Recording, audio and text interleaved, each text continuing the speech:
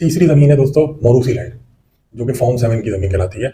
वो सबसे ज़्यादा ऑथेंटिक ज़मीन है, क्योंकि वो अंग्रेज़ों ने इशू की थी, पाकिस्तान बनने से पहले की भी लोगों की मिल्कियत है उसकी। 1825 में पहली बार अंग्रेज़ों ने लोगों की खिदमत के अगेंस्ट में जो है ना उनको ज़मीनें बाँटना शुरू की थी। उन्होंने ये सर्वे रिकॉर्ड पूरा बनाया था, उन्होंने भी मैपिंग की थी ज़मीनों की और उन्होंने ही ये ज़मीनें अलॉट की। तो पाकिस्तान बनने से 100 साल पहले, 150 साल पहले की भी लोगों की ज़मीनों की मिल्कियत मौजूद है। इसीलिए गवर्नमेंट ऑफ पाकिस्तान कोई इख्तियार नहीं रखती इन ज़मीनों पे।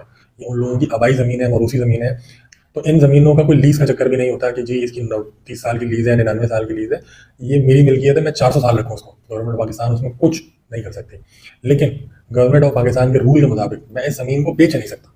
ये मेरी ज़मीन है, ये मैं इस्तेमाल कर सकता हूँ। मैं जब मरने वाला होऊँगा या मैं अगर बँटवारा करना चाह रहा हूँ, तो मैं नीचे जो है ना मेरे लवाहिकीन जो है या मेरी जो वारिस हैं, उनको ये ट्रांसफ़र हो जाएगी।